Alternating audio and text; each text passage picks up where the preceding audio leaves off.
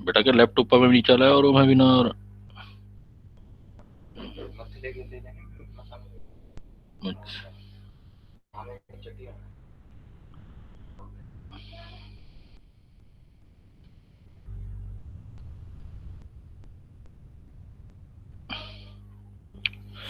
Hello students, good morning.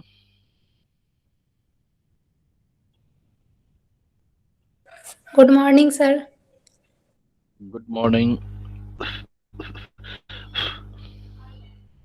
हाँ बेटा, हम स्टेट्स ऑफ मैटर कर रहे थे। लास्ट टाइम मैंने आपको मोलिकुलर स्पीड्स बताई थी, different types of speed and it's calculation बताया था ना आपको। और उसके बाद ग्राफ किए थे हमने Maxwell distribution curve of different speed. Am I okay? Am I right? यहीं पे क्लोज किया था ना बेटा?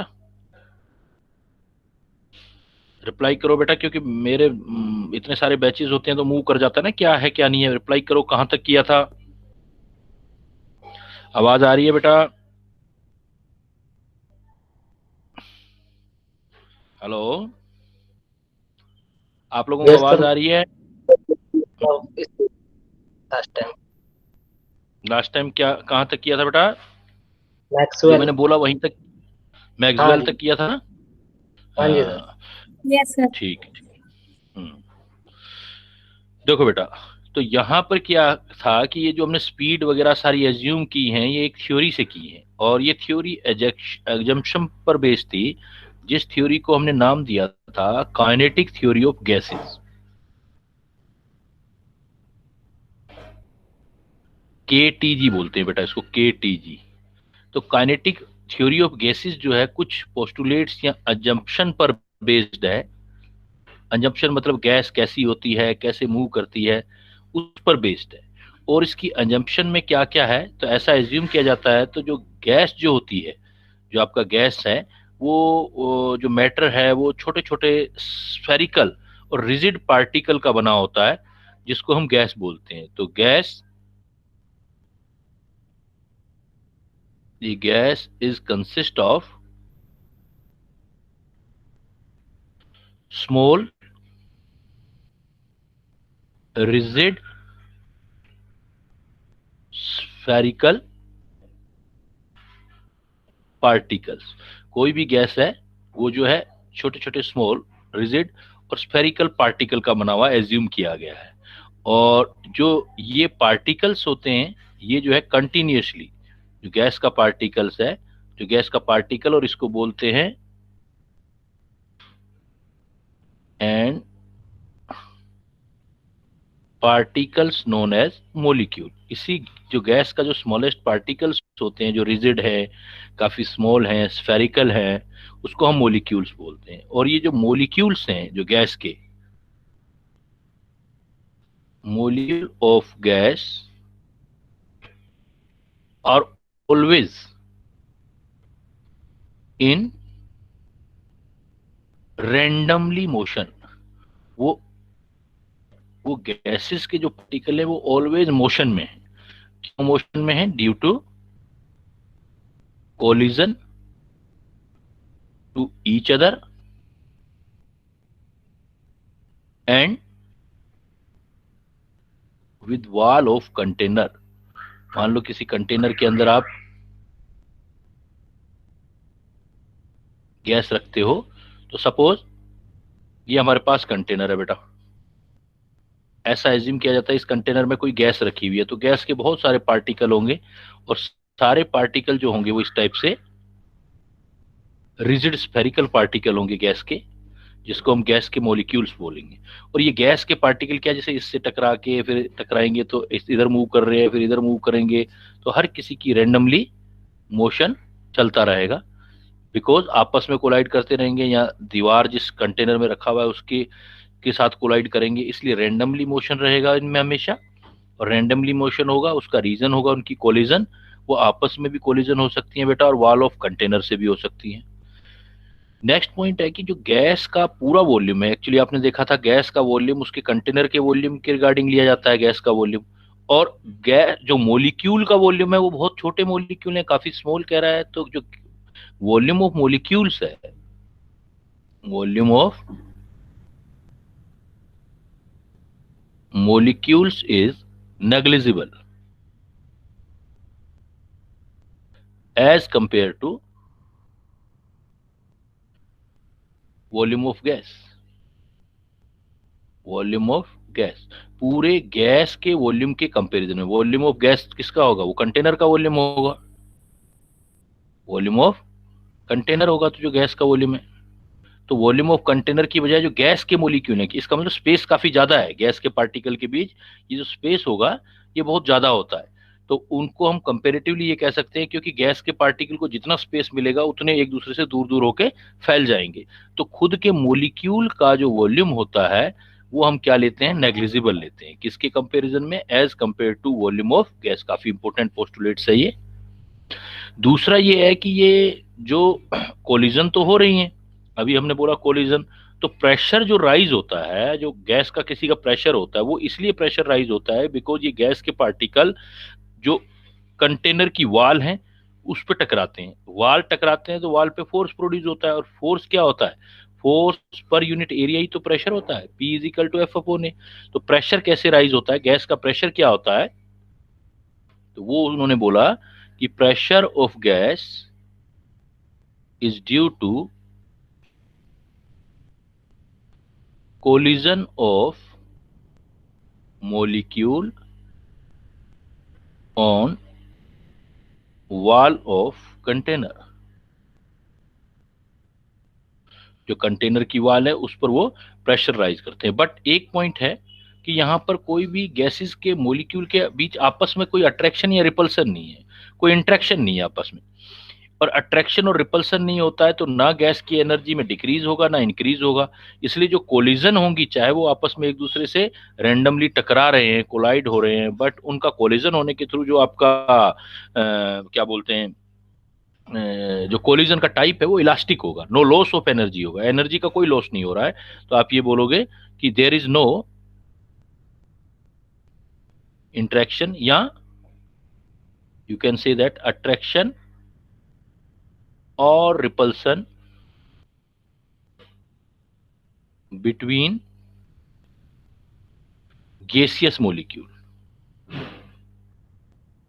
गैसियस मोलिक्यूल जो है, गैस के जो मोलिक्यूल हैं, इनके बीच कोई अट्रैक्शन या किसी टाइप का कोई रिपल्सन नहीं होता। और मोलिक्यूलर जितनी भी कोलिजन होती हैं, मोलिकुलर कोलिजन वो इलास्टिक है। Molecular collisions are elastic. Elastic का मतलब समझते हो? इलास्टिक का मतलब देयर इज नो लॉस और gain in energy.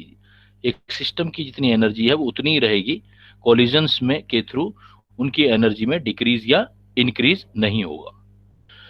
Next postulate इसमें ये दिया गया कि भाई हर एक मोलिक्यूल, कल भी मैंने बात की आपसे, हर एक मोलिक्यूल डिफरेंट स्पीड से मूव कर रहा है, बट फिर भी हम इसकी एवरेज जो काइनेटिक एनर्जी है वो कांस्टेंट लेते हैं। तो कल 3/2 kT ली थी हमने, या 3/2 RT बोला था हमने, और वो सिर्फ टेम्परेचर पर डिपेंड करती है। E1, तो हम नेक्स्ट पोस्टुलेट क्या बोलेंगे? E1 gaseous molecules are moved with different speeds, with different speed, but average kinetic energy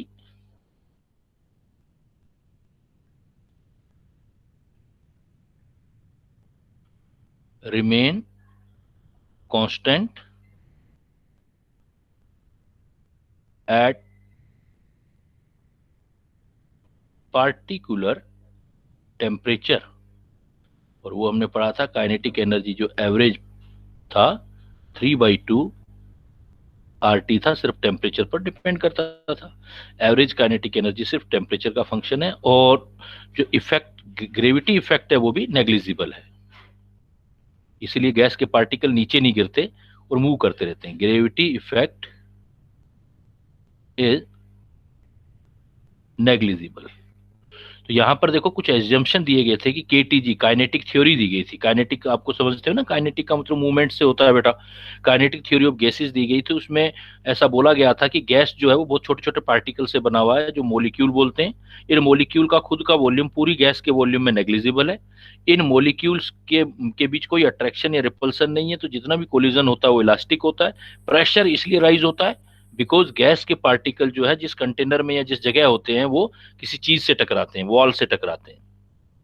even सभी मॉलिक्यूल का स्पीड डिफरेंट होता है, बट कैलकुलेशन हम क्या लेते हैं, एवरेज काइनेटिक एनर्जी जो है वो हम कांस्टेंट लेते हैं 3/2 RT। ग्रेविटी का कोई इफेक्ट नहीं होता है, और ग्रेविटी का इफेक्ट नहीं है इसलिए गैस के पार्टिकल मूव नहीं करते हैं। बट समझने वाली बातें यहाँ पर क्या है कि सपोज एक गैस का मॉलिक्यूल है, ओवरऑल मोशन देखोगे तो गैस का पार्टिकल गया, ये ऐसे चलता गया, लेकिन यहाँ कोई गैस का पार्टिकल है वो भी ऐसे आ रहा था, ये इधर आया गैस का particle.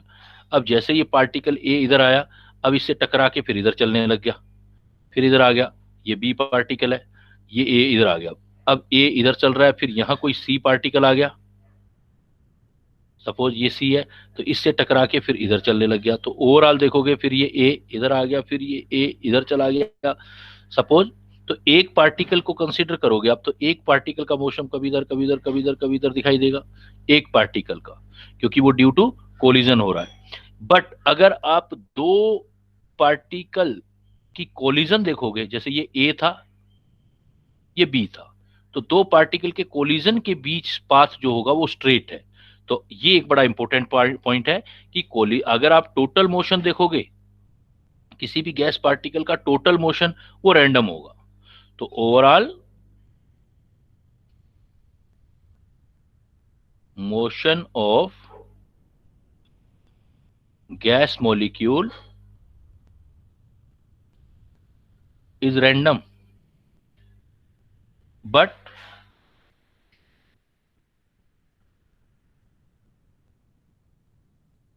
motion is straight। Random का मतलब होता है जिगजैग, इधर उधर, but motion is straight between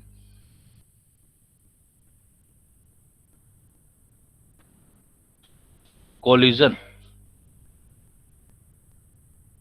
between, जैसे ये यहां पर है स्ट्रेट मोशन है, यहां से यहां तक तो स्ट्रेट ही आएगा, ऐसे नहीं कि ऐसे ऐसे चलेगा, ऐसे नहीं चलेगा, ऐसे चलेगा, स्ट्रेट चलेगा। But motion is straight between two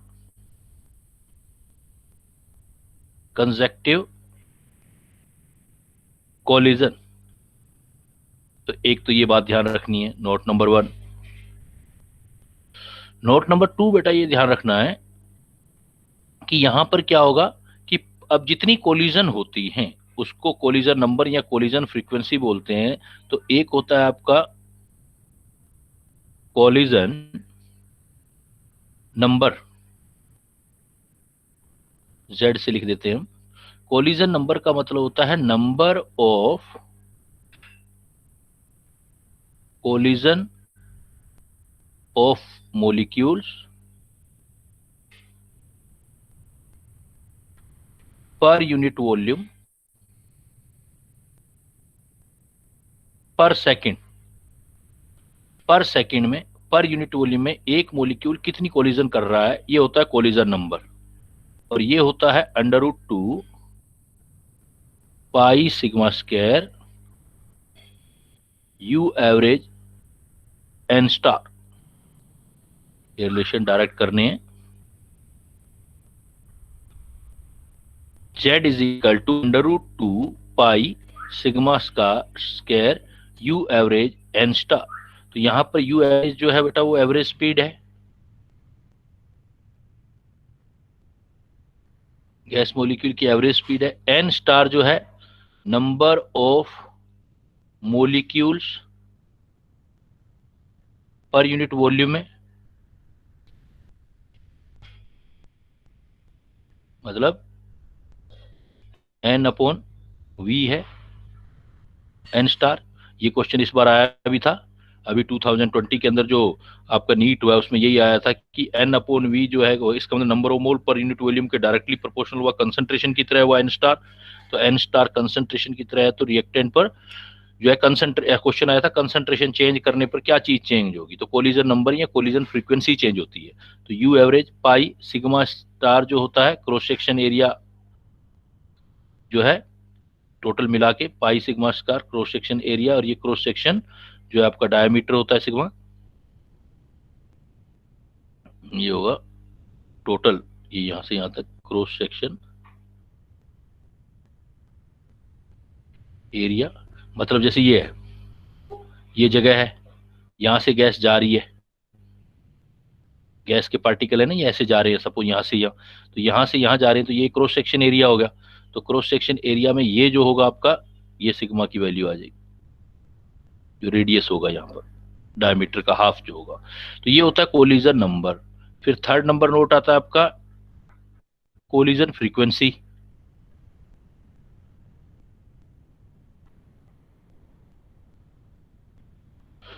collision frequency को Z जो है 1-2 से कर देते हैं हम रिप्रेजेंट, Z12 या 11 ऐसे Z। तो कोलिजन नंबर और कोलिजन फ्रीक्वेंसी में ये है कि ये नंबर ऑफ कोलिजन पर मोलिक्यूल है, number of collision of molecule, और ये होगा number of by molecular collision, दो मोलिक्यूल मिलके कितनी टक्कर करते हैं, number of by molecular collision, बाकी वही पर यूनिट वॉल्यूम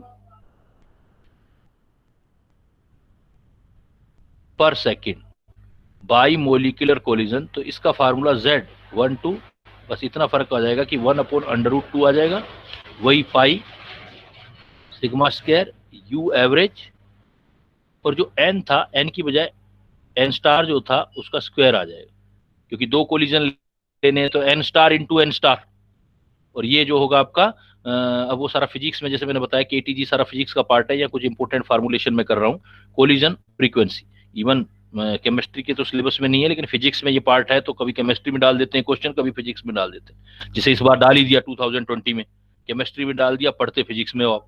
तो कोलिजन फ्रीक्वेंसी, तो number of bimolecular collision per unit volume per second 1/√2 pi sigma square you average N star square, तो कोलिजन फ्रीक्वेंसी। और एक फोर्थ पॉइंट इससे पूछा जाता है आपका mean free path.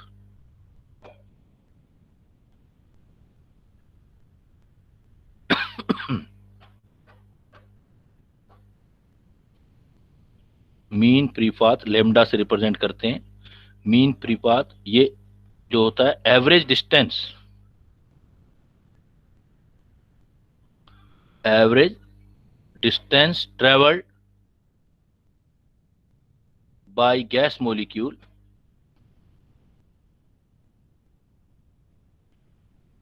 Between two successive collision. तो मान लो दो कोलिजन, एक टक्कर लगी फिर जाके दूसरी टक्कर लगी, उसके बीच में उसने कितना एवरेज डिस्टेंस ट्रेवल्ड किया गैस मोलिक्यूल ने, उसको मीन फ्री पाथ बोलते हैं। वो फ्री पाथ होता है दो कोलिजन के बीच। तो फ्री पाथ जो होता है मीन फ्री पाथ, वो होता है lambda upon u average upon Z, मतलब collision number, u average upon collision number है, तो कैलकुलेट करोगे तो यू एवरेज, जेड की वैल्यू अभी निकाली थी √पाई sigma square you average N star, तो यू एवरेज से यू एवरेज कैंसिल हो जाएगा, तो सिर्फ आपका रहेगा 1/√2 पाई सिग्मा का एन स्टार, सिर्फ एन स्टार पर ये आपकी डिपेंड करेगी, एन स्टार के ऊपर। तो मैंने कुछ 3-4 एक्स्ट्रा चीजें बताई हैं आपको कि भाई दो टक्कर के बीच में कोई भी गैस मॉलिक्यूल स्ट्रेट चलता है, मोशन स्ट्रेट होता है बिटवीन कंसेक्टिव कोलिजन और जो सक्सेसिव कोलिजन, और सक्सेसिव कोलिजन के बीच जितना स्ट्रेट चलता है उसकी एवरेज डिस्टेंस जो होती है वो लेमडा मतलब मीन फ्री पाथ होती है, ये होती है यू एवरेज अपॉन जेड मतलब कोलिजन नंबर, और जेड जो होता है कोलिजन नंबर जो होता है Z√2 pi sigma square you average N star होता है। एन स्टार जो है number of molecule per unit volume, Z है तो यू एवरेज से यू एवरेज यहाँ कैंसिल हो जाएगा, तो ये सिर्फ रह जाएगा lambda is equal to 1/√2 pi sigma square N star. तो आपके क्या है, कई बार ऐसा है ऐसा नहीं होता कि हर साल, ज्यादा इंपॉर्टेंट नहीं है, बट कंपटीशन में तो कुछ नहीं कहा सकता, कुछ कुछ सालों के बाद बीच बीच में से क्वेश्चन इस पॉइंट पर पूछे जाते हैं। जैसे कुछ साल पहले मीन फ्री पाथ पूछ लिया था, अभी की जो बात मैं कर रहा हूँ आपको कोलिजन फ्रीक्वेंसी पर क्वेश्चन डाल दिया था एन स्टार पर, कि डिपेंड करेगा, जैसे इसी ईयर की बात है। तो पूरे चैप्टर में अगर किसी ने ये एक फार्मूला याद नहीं किया, या फिजिक्स में भी छोड़ दिया, केमिस्ट्री में भी छोड़ दिया, तो उसका क्वेश्चन रुक सकता है। तो ये आपका बेटा है काइनेटिक थ्योरी ऑफ गैसेस, मतलब गैस के पार्टिकल कैसे कैसे मूव करते हैं और क्या चीजें हैं। तो काइनेटिक थ्योरी और उसके बीच कोलिजन नंबर किसको बोलते हैं, कोलिजन फ्रीक्वेंसी किसको बोलते हैं। क्लियर? चलो बेटा आगे।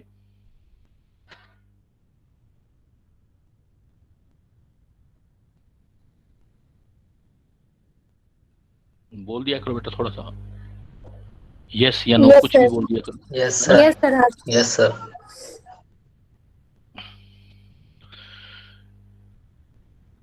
अब आता है कि अब गैसेस जो हैं एक्चुअल में, ये तो आइडियलिटी की बातें कर रहे थे, पीवी इजिकल टू एनआरटी, लेकिन गैसेस जो है आइडियल बिहेव से डेविएट होती हैं, रियल में अलग बिहेवियर होते हैं।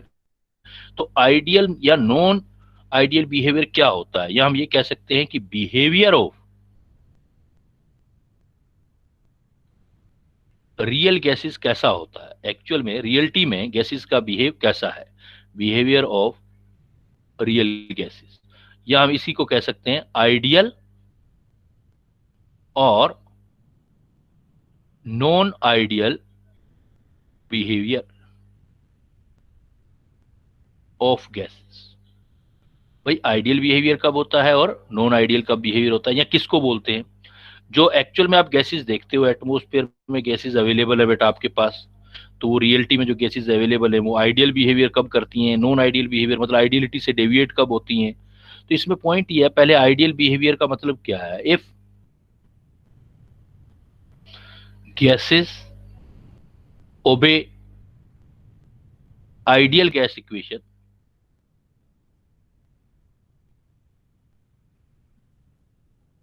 if gases obey ideal gas equation then their behavior is ideal,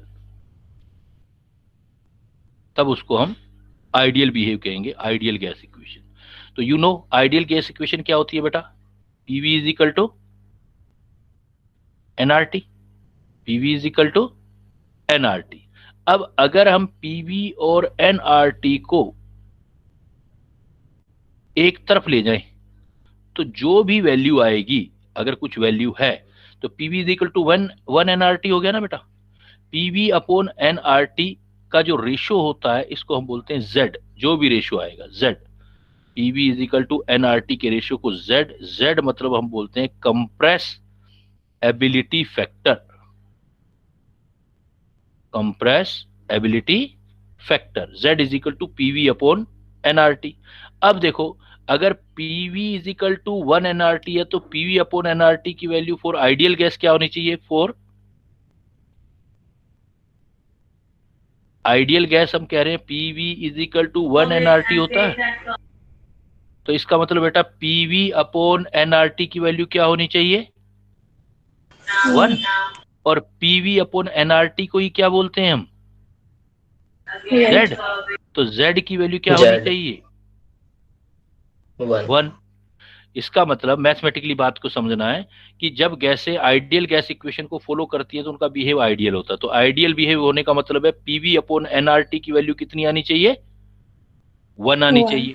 PV upon NRT की वैल्यू 1, यानी कि जेड की वैल्यू 1 आनी चाहिए। अगर कहीं पर कंप्रेसिबिलिटी फैक्टर या जेड की वैल्यू 1 आ रही है, इट मींस गैस का बिहेव क्या है, आइडियल है। क्लियर? क्लियर है बेटा ये पॉइंट, कि गैस का बिहेव आइडियल कब होगा, कैसे ही क्वेश्चन आ जाए, आप बोलो कि if z is equal to 1, और z इज इक्वल टू 1 का मतलब PV upon NRT is equal to 1। अब सपोज क्या है बेटा कि मान लो 1 नहीं आ रहा है, तो या तो पीवी बड़ा आएगा या एनआरटी से, या एनआरटी पीवी से बड़ा आएगा। If gases do not obey ideal gas equation, then their behavior is क्या कंसीडर करेंगे बेटा? Non ideal. अब हम कहेंगे कि बिहेवियर नॉन आइडियल है, मतलब डेविएशन है किससे? डेविएशन है फ्रॉम आइडियल बिहेवियर। गैसेस जो हैं आइडियल बिहेवियर से डेविएट हो रही हैं, डेविएशन आ रहा है। तो वो कब हो सकता है? देखो बेटा मैथमेटिकली देखो, PV is equal to NRT आना चाहिए। अब PV is equal to NRT suppose नहीं आ रहा है, PV is equal to not equal to one NRT, तो क्या आ जाएगा? PV upon NRT not equal to one. तो पीवी अपॉन एनआरटी को क्या बोलते हो आप? Z. Z is equal to not equal to one. तो जब z is equal to not equal to one है, इसका मतलब गैस का बिहेव क्या होता है? जब z की वैल्यू वन आ जाती है तो आइडियल है, z is equal to not equal to one है तो इसका मतलब बिहेव नॉन आइडियल जो है नॉन आइडियल है। तो अब बिहेव कैसा हो गया? Non ideal behave. अब नॉन आइडियल बिहेव है तो ये दो टाइप से हो सकता है नॉन आइडियल, या तो z का वैल्यू ग्रेटर देन वन हो सकता है, या फिर z का वैल्यू लेस देन वन हो सकता है। चाहे z का वैल्यू वन से अगर डेविएट हो गया तो चाहे z ग्रेटर देन वन आ जाए चाहे लेस देन वन आ जाए, दोनों ही केसेस में बिहेव क्या आएगा आपका? आइडियल आएगा, नॉन आइडियल आएगा, दोनों ही केसेस में। क्लियर? यहां तक बात क्लियर होगी बेटा? चलो, हमें यह पता लग गया कि कंप्रेसिबिलिटी फैक्टर z का वैल्यू वन से अगर डेविएट हो गया तो गैसेस डेविएट हो जाएंगी। अब पॉइंट आता है कि कॉज क्या है डेविएशन का? causes of deviation of gases, deviation of gases from ideal behavior, from ideal behavior। causes क्या है? causes बेटा पोस्टुलेट्स में था। हमने क्या पोस्टुलेट बनाई थी? जो दो पोस्टुलेट्स हैं वो दो पोस्टुलेट हमेशा हर टेम्परेचर प्रेशर पर एप्लीकेबल नहीं है। कौन सी दो पोस्टुलेट? एक हमने क्या बोला था कि किसी भी गैसियस के मॉलिक्यूल का जो वॉल्यूम है वो गैस के वॉल्यूम के कंपैरिजन में नेग्लिजिबल है। लेकिन ये बात तब भी हो सकती है ना जब वॉल्यूम बहुत बड़ा हो। छोटे से वॉल्यूम में अगर गैस को दबा के रख देंगे तो उसका वॉल्यूम हम नेग्लिजिबल नहीं मान सकते। और एक हमने बोला था कि देयर इज नो अट्रैक्शन और no repulsion between gaseous molecule. लेकिन ये बात भी हर जगह सही नहीं है। अगर गैसेस के पार्टिकल को बहुत पास में लाया जाए तो उसमें अट्रैक्शन स्टार्ट हो जाते हैं, तभी तो गैस लिक्विड में कन्वर्ट होती हैं। तो ये जो दो चीजें हैं ये आपका कॉजेज था डेविएशन फ्रॉम आइडियल बिहेवियर का। तो क्या क्या था कॉजेज? पहला, फॉलोइंग टू पोस्टुलेट्स, जो हमने केटीजी में दो पोस्टुलेट्स पढ़ी हैं, एक्चुअल में वो हमेशा सही नहीं है। कौन कौन सी पोस्टुलेट्स बता रहे हो आप? Causes of deviation from ideal behaviour का कॉजेज आ जाए तो आप दो आंसर, ये दो पॉइंट आंसर दोगे। नंबर वन, कौन सा पॉइंट था हमारा? Volume of molecule is negligible as compared to volume of gases। मतलब अगर मान लेते हैं कि एक बहुत बड़ा ग्राउंड है और उस ग्राउंड में कुछ पार्टिकल रखे हुए, तो उन पार्टिकल का वॉल्यूम बहुत बड़े ग्राउंड के कंपैरिजन में तो आप क्या ले सकते हो? नेग्लिजिबल कर सकते हो। लेकिन मान लो ग्राउंड ही छोटा है और छोटे ग्राउंड में पार्टिकल उतने ही हैं, तो उसके उस कंडीशन में हम उसको नेग्लिजिबल नहीं बोल सकते। तो हमेशा ये पोस्टुलेट जो उन्होंने बताई थी, volume of molecule is negligible as compare to volume of gas, ये क्या है? ऑलवेज ट्रू नहीं है, इसलिए डेविएट हो जाती हैं। जब ये चीज सही नहीं होती, वॉल्यूम ऑफ मॉलिक्यूल नेग्लिजिबल नहीं बन पाते हैं, तो गैसेस डेविएट हो जाती हैं। और दूसरा पॉइंट क्या बताया था उसने? There is no attraction, there is no attraction or no repulsion between gaseous molecule। ये भी ऑलवेज ट्रू कहां है? अगर ये ट्रू होता तो गैस को कभी लिक्विफाई नहीं कर पाते। तो these are not always true. क्यों? मतलब टेम्परेचर और प्रेशर की कंडीशन पर काम करेगा ये। There are not always true at low temperature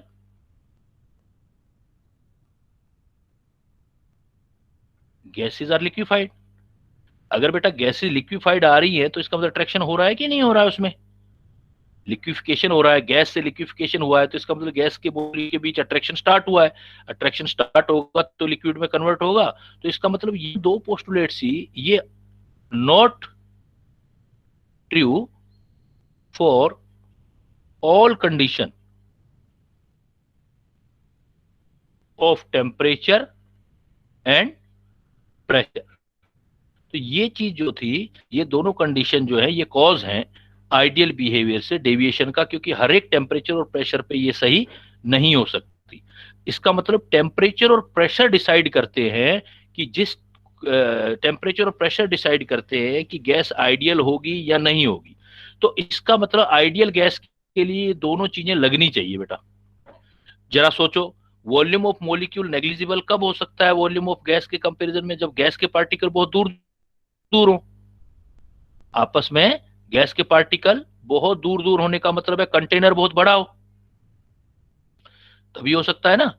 जब कंटेनर बहुत बड़ा हो तो गैस के पार्टिकल दूर दूर होंगे, तो इसका मतलब वॉल्यूम बहुत बड़ा हो। वॉल्यूम बड़ा होगा तो प्रेशर क्या होगा बेटा?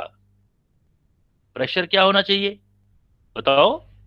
आप कह रहे हो कि वॉल्यूम ऑफ मॉलिक्यूल नेग्लिजिबल अगर कंडीशन लग रही है तभी आपका आइडियल बिहेव होगा। तो वॉल्यूम ऑफ मॉलिक्यूल नेग्लिजिबल कब होगा? जब गैस का वॉल्यूम मतलब कंटेनर का वॉल्यूम बहुत बड़ा हो। तो वॉल्यूम बहुत हाई होगा तो प्रेशर क्या होगा बेटा उस टाइम पे? लो होगा। लो। प्रेशर लो होना चाहिए, अर्थात प्रेशर लो होगा। अच्छा, दूसरी बात कह रहे हैं कि देयर इज नो अट्रैक्शन या रिपल्सन। जो अट्रैक्शन आपका गैसियस मॉलिक्यूल में नहीं होना चाहिए। अट्रैक्शन नहीं होने का मतलब है टेम्परेचर आपका हाई होना चाहिए। हाई टेम्परेचर पे ही तो गैस के पार्टिकल एक दूसरे से दूर दूर होंगे। लो टेम्परेचर पर तो ठंडा हो जाएगा तो पास में आ जाएंगे पार्टिकल। तो इसका मतलब ये कंडीशन कब लग सकती है? दिस या these condition are true at particular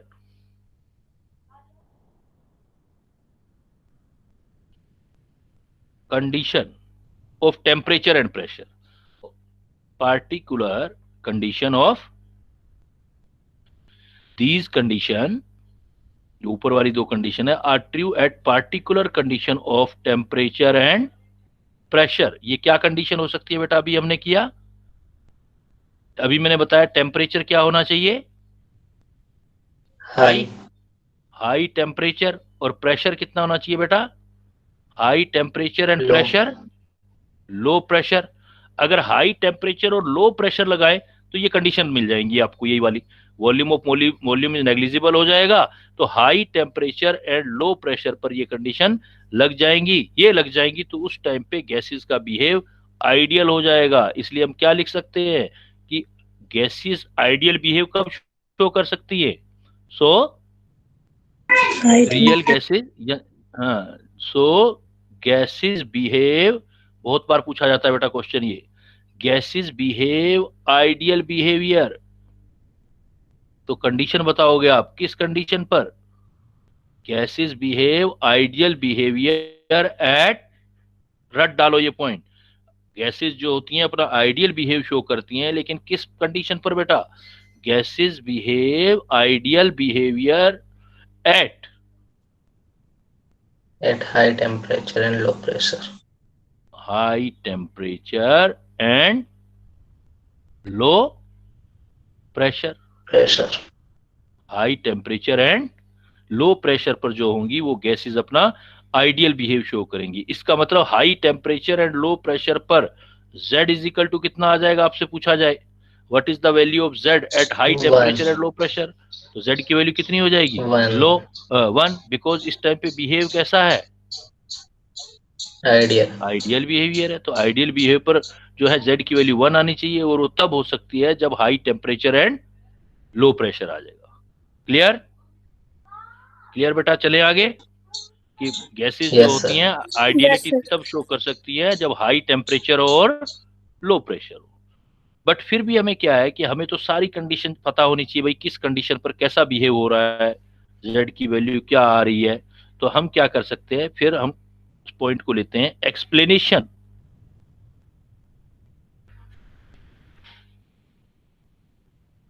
of behaviour of real gases.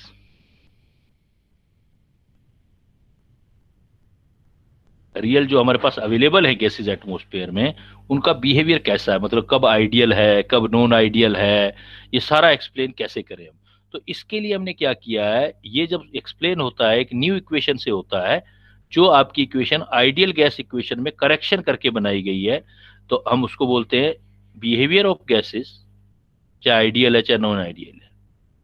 Behaviour of gases is explained bye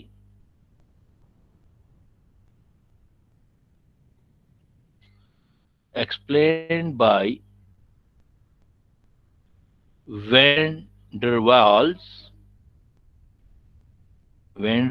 equation.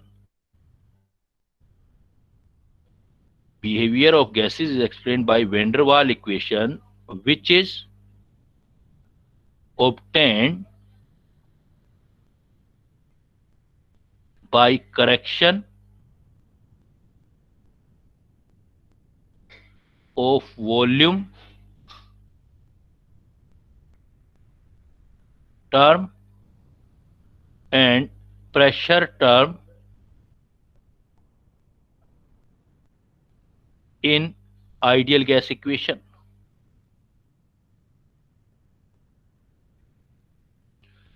साइंटिस्टों ने क्या किया, फिर इस इक्वेशन को आइडियल गैस इक्वेशन में कुछ चेंजेस किए, उसमें वॉल्यूम में करेक्शन किया, देखो करेक्शन इन वॉल्यूम, और प्रेशर टर्म में करेक्शन करके एक न्यू इक्वेशन की।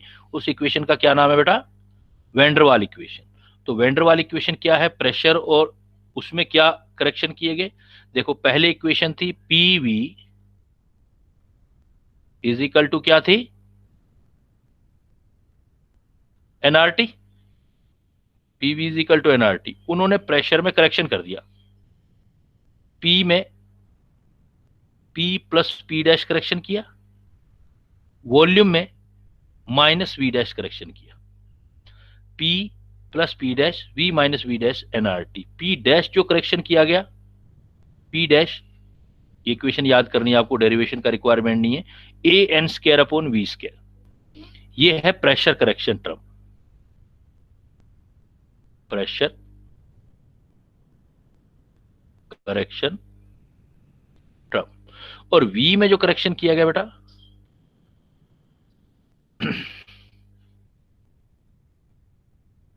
ये प्रेशर करेक्शन टर्म, और V में जो करेक्शन किया गया V dash, P dash, V dash is equal to NB, ये वॉल्यूम करेक्शन था, ये जो है ये आपका वॉल्यूम करेक्शन है। तो P प्लस पी डैश है, तो अब इक्वेशन क्या बन जाएगी, देखो बेटा P plus A N square upon V square, ये इक्वेशन याद करनी है आपने, P plus A N square upon V square, और V माइनस वी डैश की जगह NB is equal to NRT। इस इक्वेशन से आप गैस का कोई भी बिहेव, चाहे कब वो आइडियल शो करेगा, कब वो नॉन आइडियल शो करेगा, सारा कुछ एक्सप्लेन कर सकते हो। P plus A N square V square V minus N B is equal to NRT। पहला मतलब इजी क्वेश्चन तो कई बार ये भी आया हुआ है कि इस equation which of the following is Van der Waal equation. इस इक्वेशन का क्या नाम है, van der Van der Waal equation. Van der Waal scientist ने दिया था, प्रेशर और करेक्शन टर्म करके P plus A N square upon V square V minus N B is equal to NRT। तो इस इक्वेशन से आप जो है सारा बिहेव एक्सप्लेन कर सकते हो। बट एक्सप्लेन करने से पहले देखो, इसको थोड़ा मैं ए और बी के बारे में क्लियरिटी कर देता हूं। ए और बी क्या चीज है यहाँ पर, देखो हेयर प्रेशर, ए किससे रिलेटेड है, देखो a N square upon V square, तो ए एक कांस्टेंट है, अलग अलग गैसेस के लिए इसकी वैल्यू अलग अलग आएगी, ए एक कांस्टेंट है। तो ये कांस्टेंट है क्या चीज, ए कांस्टेंट तो है, ये क्या चीज है कांस्टेंट? तो इसको बोलते हैं वैन डर वाल कांस्टेंट ए। क्या बोलेंगे इसको हम? वैन डर वाल कांस्टेंट ए जो है वो वैन डर वाल ने एक कांस्टेंट दिया है। वैन डर वाल कांस्टेंट वो किससे रिलेटेड है? Which is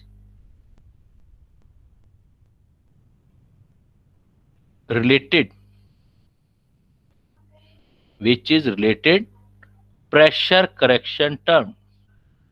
pressure correction term. And a से याद रखना, ए नाम क्यों दिया था उसने? बिकॉज ये अट्रैक्टिव फोर्सेस से रिलेटेड था। एंड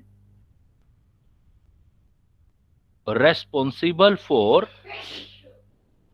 अट्रैक्टिव फोर्सेस, इसीलिए ये नाम दिया गया था a. Attractive forces between gaseous molecule. इसका मतलब जिसमें ए की वैल्यू जितनी ज्यादा होगी बेटा किसी गैस के लिए, तो कौन से फोर्सेस ज्यादा होंगे? ए की वैल्यू ज्यादा होगी तो उसमें अट्रैक्टिव फोर्सेस ज्यादा होंगे। अगर गैस के मॉलिक्यूल में बेटा अट्रैक्टिव फोर्सेस ज्यादा होंगे तो क्या इजी हो जाएगा? गैस के पार्टिकल पास पास आने लगेंगे। पास पास आने लगेंगे तो गैस कौन सी फॉर्म में कन्वर्ट होने लग जाएगी? लिक्विफिकेशन में होने लग जाएगा।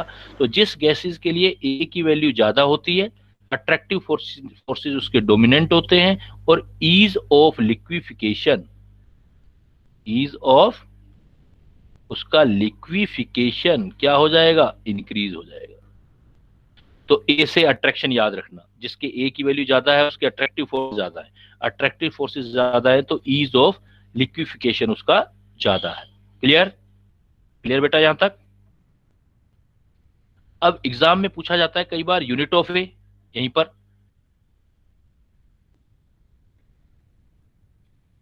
Unit of van der Waal constant A.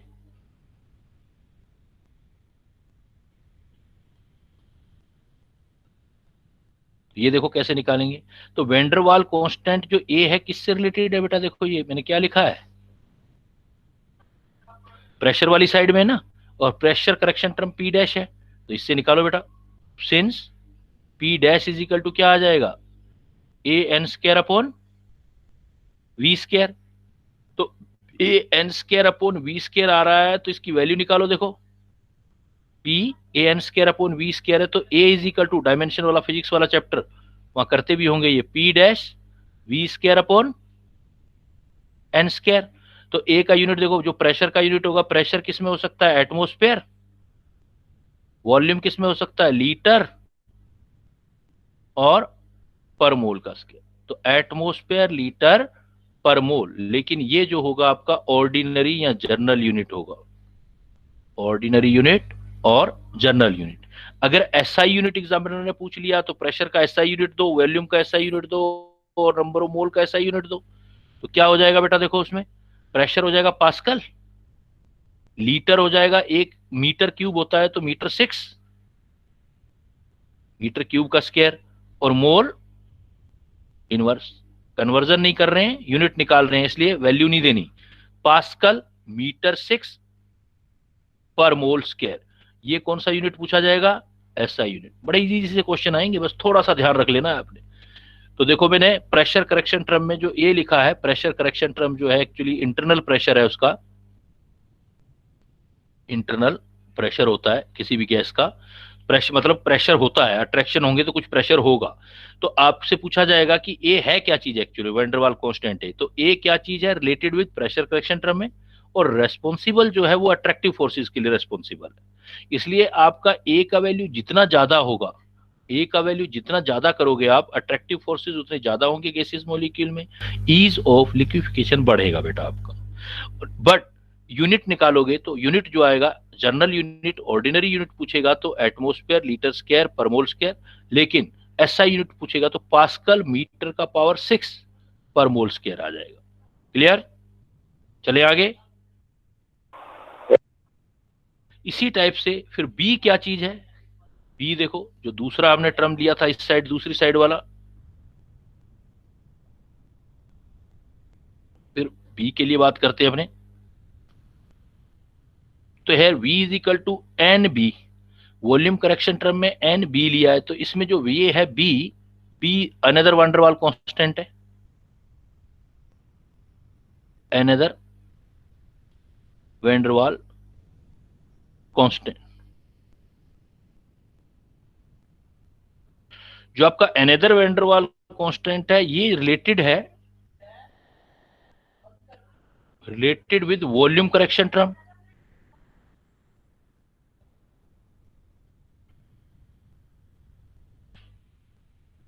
And responsible for जो है ये responsible for size of gas molecule. Size of gas molecule, size को आप बोल सकते हो रिपल्सिव फोर्सेस, मतलब वो अट्रैक्टिव फोर्सेस, ये रिपल्सिव फोर्सेस से रिलेटेड है, साइज से रिलेटेड है। एक्चुअल में जो बी होता है, तो जो बी होता है साइज कैसे निकालते हैं हम, इस बात की बात करते हैं। जो एक साइज जो मॉलिक्यूल का है, वैसे तो हम सोचते हैं कोई मॉलिक्यूल स्फेरिकल है, लेकिन गैस के मॉलिक्यूल का साइज जो होता है, वॉल्यूम जो होता है, जैसे गैस का पार्टिकल ये है, रिजिड लिया आपने, ये गैस का पार्टिकल क्या है, अपने चारों तरफ कुछ जगह खाली रखेगा, किसी और को आने ही नहीं देगा पास में। कितना भी कुछ भी कंडीशन लगा दें, अपने गैस के मतलब गैस के पार्टिकल एक दूसरे को टच कभी नहीं करते। तो एक गैस का पार्टिकल जो है वो ये अपने चारों तरफ कुछ जगह खाली रखता है। तो गैस का वॉल्यूम खुद का तो 4/3 पाई आर क्यूब है क्योंकि स्फेरिकल है, लेकिन किसी और को वो नहीं आने देता है। इस गैस के वॉल्यूम को बोलते हैं एक्सक्लूडेड वॉल्यूम। तो जो एक्सक्लूडेड वॉल्यूम ऑफ गैस है, मतलब गैस का वो वॉल्यूम किसी और को नहीं आता, excluded volume of gas molecule, एक गैस मॉलिक्यूल का जो एक्सक्लूडेड वॉल्यूम है वो है 4 times of actual volume.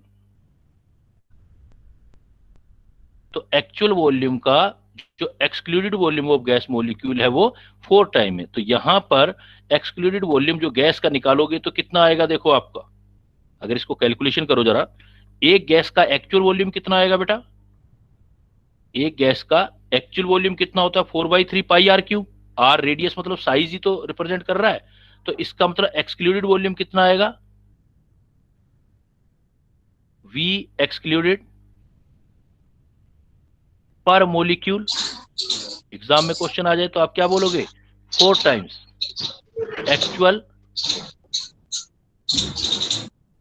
Volume of molecule. और एक्चुअल वॉल्यूम कितना होता है बेटा गैस का,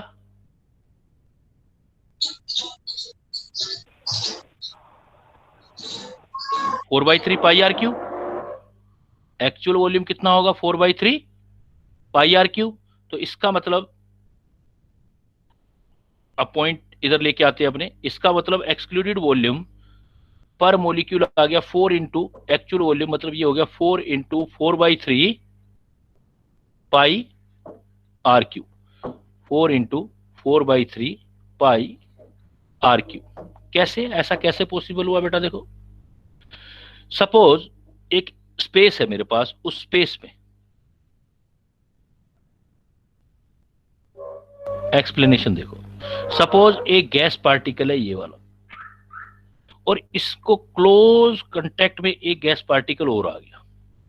इस पार्टिकल का रेडियस आर था, इस पार्टिकल का रेडियस भी आर हो गया। अब क्या होगा, इतनी वॉल्यूम के अंदर 2 पार्टिकल आ गए,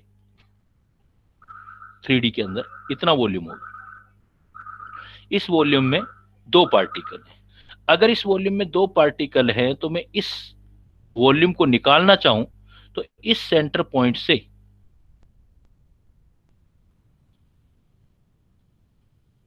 हम ये बोल सकते हैं, इस सेंटर पॉइंट से ये मॉलिक्यूल जो है आपका, आप इसको ऐसे करके अब बना दो, सपोज ये पार्टिकल और ये पार्टिकल, ये सेंटर पॉइंट, ये आर डिस्टेंस इसके वाला था। अगर ये आर डिस्टेंस यहां पर ले रहा हूं तो इतनी जगह मैंने छोड़ दी, तो इतनी जगह इधर से ले लूंगा मैं,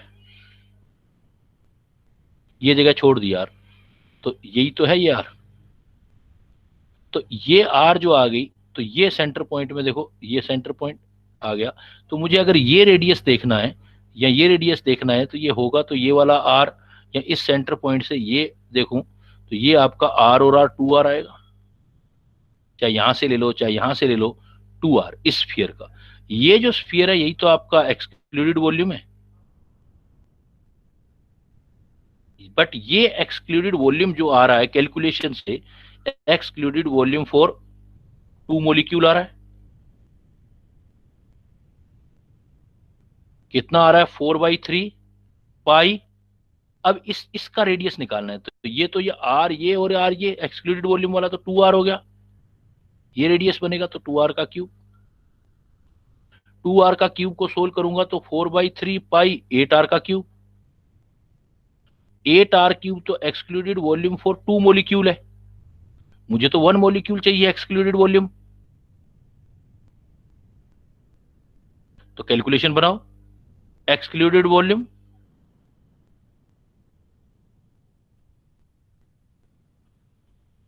फॉर 1 मॉलिक्यूल तो आधा हो जाएगा ना बेटा,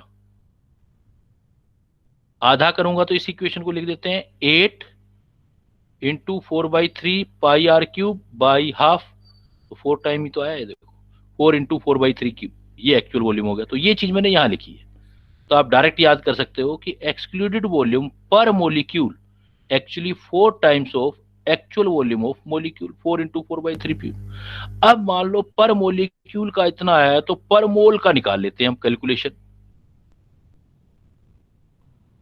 एक्सक्लूडेड वॉल्यूम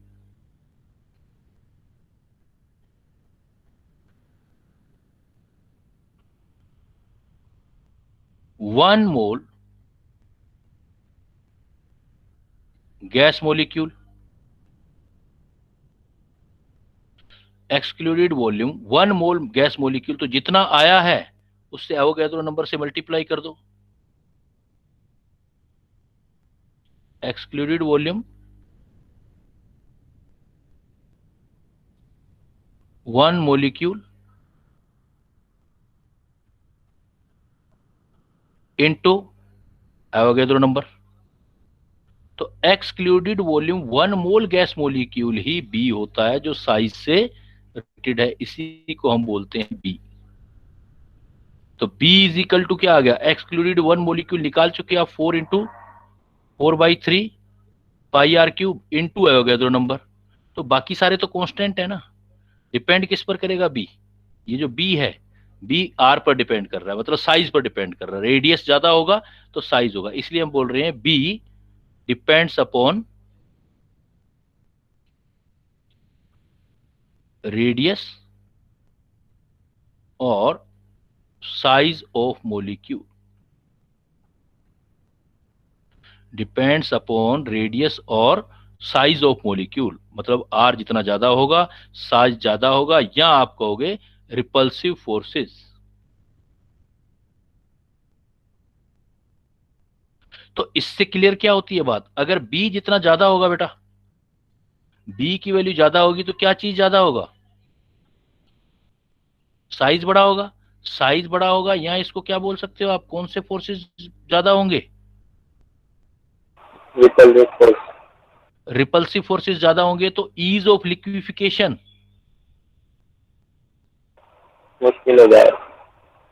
मुश्किल होगा, ईज ऑफ लिक्विफिकेशन कम हो जाएगा।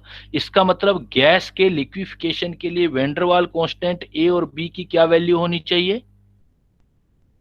ए मतलब अट्रैक्टिव फोर्सेस ज्यादा होने चाहिए, बी मतलब रिपल्सिव फोर्सेस कम होने चाहिए। ए मतलब अट्रैक्टिव फोर्सेस ज्यादा और बी मतलब रिपल्सिव फोर्सेस कम, तब गैस का लिक्विफिकेशन इजीली होता है। तो आपसे पूछेगा कौन सी गैस लिक्विफाई इजीली होगी, तो नेट रिजल्ट क्या आया? नॉट। ए और बी डिसाइड करेंगे अट्रैक्टिव और रिपल्सिव फोर्सेस को। ए और बी जीरो है तो फिर तो आइडियल बिहेव ही हो जाएगा, अट्रैक्शन और रिपल्सन है ही नहीं, फिर तो आइडियल बिहेव हो जाएगा। लेकिन ए और बी काम कर रहे हैं, अट्रैक्शन या रिपल्सन काम कर रहा है, तो फॉर लिक्विफिकेशन क्या होना चाहिए? फॉर लिक्विफिकेशन का मतलब है गैस आइडियल बिहेव से डेविएट कर रही है बेटा। फॉर लिक्विफिकेशन ऑफ गैस क्या होना चाहिए? A will be high and b will be low. A जितना ज्यादा बी जितना कम, तो गैस उतनी ही इजीली लिक्विफाई होगी। तो वेंडरवाल ने ए और बी अट्रैक्टिव और फोर्सेस जो उसने अपने एक्सपेरिमेंट करके अट्रैक्शन और रिपल्सन फोर्सेस के बेस पर एक न्यू इक्वेशन दिया। इस इक्वेशन को बोलते हैं वेंडरवाल इक्वेशन ऑफ गैस। इस वेंडरवाल इक्वेशन ऑफ गैस से आप सारी चीजें एक्सप्लेन कर सकते हैं। कैसे एक्सप्लेन कर सकते हैं? जैसे केस फर्स्ट दूं मैं आपको, कंडीशन लगाते हैं। मान लो मैं आपको देता हूं बेटा केस फर्स्ट, मैं कहता हूं बिहेव कर रहे हैं एट लो प्रेशर, हम स्टडी कर रहे हैं एट लो प्रेशर। आपको ये कंडीशन दे दी मैंने कहा किसी गैस का बिहेव स्टडी कर रहे हो लेकिन प्रेशर लो है। अब मैं आपको हिंट दे रहा हूं, जब भी आप कोई चीज सोल्व करो तो आप हाई वाली डोमिनेंट चीज लेके करना है। प्रेशर और वॉल्यूम में देखो हाई क्या है। जैसे कंडीशन आपको लो दी गई, तो इक्वेशन क्या है बेटा आपके पास? Van der Waals equation. सॉल्यूशन ऐसे ढूंढोगे, ये क्वेश्चन आएंगे जो अब करने जा रहा हूं फिर मैं। Solution P plus A N square V square V minus N B is equal to NRT। Suppose आपके पास 1 मोल गैस है बेटा, 1 मोल गैस, इजी करने के लिए कैलकुलेशन कर रहे हैं। 1 मोल गैस, अगर गैस 1 मोल है तो एन की वैल्यू कितनी होगी बेटा? 1। सो इक्वेशन क्या हो जाएगी? P plus A upon V square V minus B is equal to RT। Clear बेटा? यहां तक कोई दिक्कत किसी को? कुछ भी नहीं किया मैंने, वेंडरवाल इक्वेशन को 1 मोल के लिए बना लिया। तो इक्वेशन क्या बन गई? P plus A upon V square V minus B is equal to RT। अब मैंने क्या बोला आपको कि आपने क्या करना है यार, आपने वॉल्यूम और प्रेशर में हाई देखना है, उसको डोमिनेंट लेना है। तो देखो प्रेशर कैसा बता रहा है वो? लो। अगर प्रेशर लो है सो वॉल्यूम क्या हो जाएगा? हाई। मतलब डोमिनेंट क्या हुआ? वॉल्यूम वाला पार्ट। तो आप नीचे डोमिनेंट वाले पार्ट में चले जाओ। देखो इधर प्रेशर है, इधर वॉल्यूम है, ये वॉल्यूम डोमिनेंट है, इसको सिलेक्ट कर लो। और इसके काउंटर पार्ट किससे डोमिनेंट है? पास वाले पार्ट से, इसको नेग्लिजिबल कर दो। इसका मतलब ये नेग्लिजिबल हो। ये तरीका है सोल्व करने का। अगर आपको लो प्रेशर दे रखा है, प्रेशर वॉल्यूम जो हाई हो उसके काउंटर पार्ट को नेग्लेक्ट करना है। लो प्रेशर है तो वॉल्यूम क्या होगा बेटा? दोबारा देख लो, वॉल्यूम क्या हो गया? हाई। वॉल्यूम हाई हो गया तो डोमिनेंट वॉल्यूम है, तो डोमिनेंट वॉल्यूम है तो V माइनस बी में ये काफी डोमिनेंट है, तो ये नेग्लिजिबल है, तो अप्रोक्सीमेट V के इक्वल ले सकता हूं ना। ये V माइनस बी किसके इक्वल ले सकते हो आप? V के। मतलब B को क्या कर सकते हो? V का काउंटर पार्ट भी नेग्लिजिबल कर दो। सो इक्वेशन क्या बन गई? P plus A upon V square into V is equal to RT। इसको सोल्व करो बेटा। PV plus A upon V is equal to RT। RT को पूरी इक्वेशन को सबको डिवाइड कर दो RT से, यहाँ RT को इधर ले जाओ। तो मैं क्या लिख सकता हूं इस इक्वेशन को? PV upon RT plus A upon RTV। RT इधर ले गया तो यहाँ तो 1 ही रह गया ना। और PV अपॉन RT को क्या बोल सकते हो 1 मोल गैस के लिए? थोड़ी देर पहले हमने क्या किया था? Z इज इक्वल टू क्या होता था? PV upon NRT। N क्या लेके चल रहे हो? 1। तो Z is equal to N 1 है तो PV अपॉन RT को भी तो Z बोल सकता हूं 1 मोल गैस के लिए। तो ये क्या आ जाएगा? Z plus A upon RTV is equal to 1। यही इक्वेशन क्वेश्चन पूछेगा। एट लो प्रेशर पर Z का वैल्यू कैलकुलेट करो। तो लो प्रेशर पर Z का वैल्यू कितना आ गया बेटा? लो प्रेशर पर Z का वैल्यू कैलकुलेट करो। कितना Z का वैल्यू हुआ? 1 माइनस ए अपॉन RTV। तो Z 1 तो नहीं है ना? 1 से क्या है? कम है। 1 में से कोई चीज माइनस करोगे आप? Z is equal to 1 minus A upon RTV। मतलब A आ रहा है तो A किस चीज को शो कर रहा है? गैस के मॉलिक्यूल में अट्रैक्शन को शो कर रहा है। तो यहां पर Z 1 माइनस ए अपॉन RTV आ गया, तो इसका मतलब Z का वैल्यू लेस देन 1 आ गया बेटा। Z का वैल्यू क्या हो गया, लेस देन 1। और जब z का वैल्यू लेस देन 1 है, ये तो क्लियर हो गया कि गैस आइडियल बिहेवियर से डिविएट हो गई। आइडियल बिहेवियर से क्या हो गई गैस, डेविएट। और डेविएट कौन सी साइड में हुई है, देखो क्या आ रहा है, ए, मतलब कौन सी साइड में हुई है, क्योंकि z लेस देन 1 आ रहा है, z लेस देन 1 आ रहा है, तो इसका मतलब अट्रैक्शन साइड में डेविएट हो रही है गैस। तो सो गैसेस डेविएट फ्रॉम कौन से बिहेव से, आइडियल बिहेव, लेकिन कौन सी साइड, टुवार्ड। तो एक एक ये मैथमेटिक्स एक एक चीज को एक्सप्लेन कर रही है। तो z is equal to 1 minus A upon R T V आ गया, तो z लेस देन 1 आ गया। So gases deviate from ideal behaviour toward कौन सी साइड, क्योंकि डेविएट तो दो साइड हो सकती है, या तो अट्रैक्शन साइड या रिपल्सन साइड, तो यहां पर कौन सी साइड हो रही है, टुवार्ड अट्रैक्टिव साइड्स। अगर बेटा टुवार्ड अट्रैक्टिव साइड हो रही है, तो इसका मतलब यहां पर गैस का मोलर वॉल्यूम, अट्रैक्शन बढ़ रहा है ना, तो अगर आइडियल बिहेव होता है तो 1 मोल गैस का वॉल्यूम एनटीपी पर कितना आता था, किसी भी गैस अगर वो आइडियल बिहेव शो करती है तो गैस का वॉल्यूम कितना लिया था हमने एनटीपी पर, 1 मोल गैस का वी मोलर 22.4 लीटर लिया था। अब अट्रैक्शन आ गया, तो इसका मतलब वॉल्यूम गैस का 22.4 लीटर से कम आएगा, क्योंकि अट्रैक्ट हो जाएंगे मोलिक्यूल।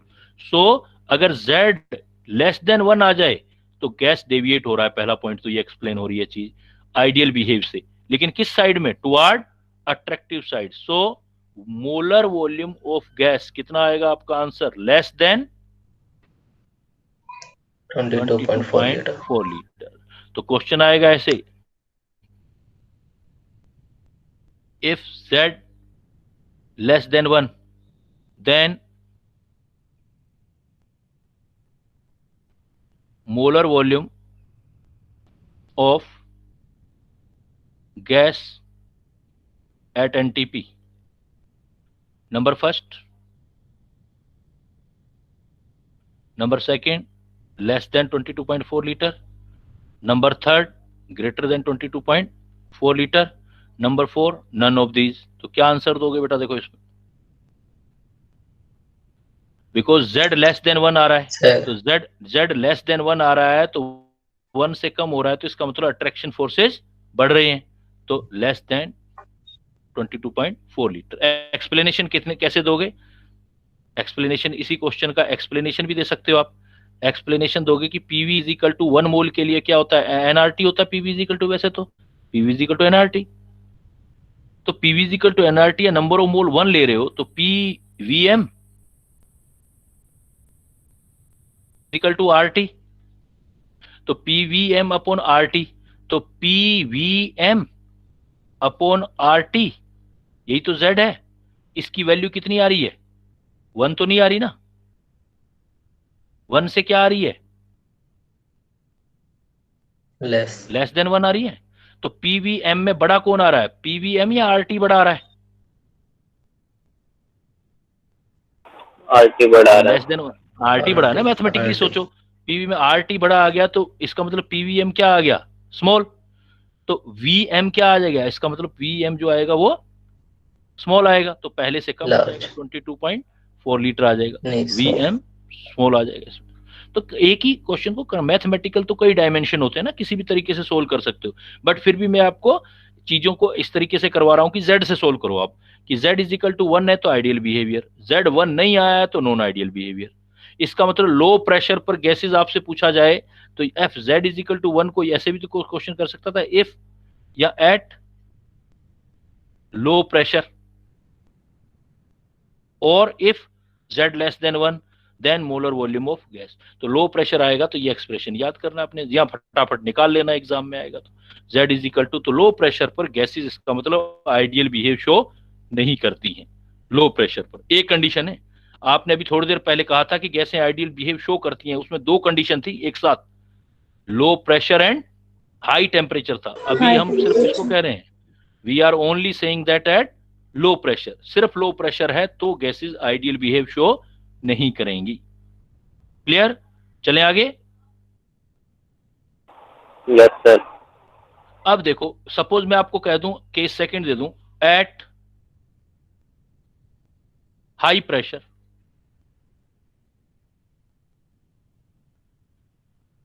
अगर प्रेशर हाई है हमारे पास, तो प्रेशर हाई है तो वापस इक्वेशन लगाते हैं, solution P plus A upon V square, V minus B 1 mole के लिए is equal to RT for 1 mole gas. अब सोचो जरा, P हाई है तो डायरेक्ट ये दे रखा है हाई, तो हाई है तो ये डोमिनेंट है, ये डोमिनेंट है तो इसको सिलेक्ट कर लो, काउंटर पार्ट को छोड़ दो, ए वाले को नेग्लिजिबल कर दो। अगर ए वाले को नेग्लिजिबल करोगे तो बेटा क्या रह जाएगा इक्वेशन हमारे पास, P V minus B is equal to RT। तो इसको सोल्व कर लो अब, PV